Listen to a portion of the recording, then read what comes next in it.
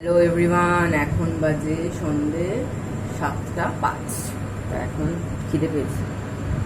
এখন বানিয়েছি ম্যাগি আমার আর মায়ের, জাস্ট নর্মাল ওই স্যুপ মতো। জ্বরের মুখে এটা খেতে ভালো লাগছে, তো জাস্ট নর্মাল ম্যাগি বানালাম।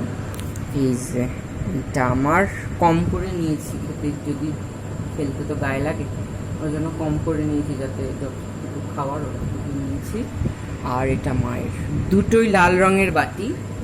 এই বাটি এরকম দুটো ছিল, যেদিনকে কেনা হয়েছে তার পরের দিনকে মায়ের হাত থেকে পড়ে একটা বাটি ভেঙে গেছে।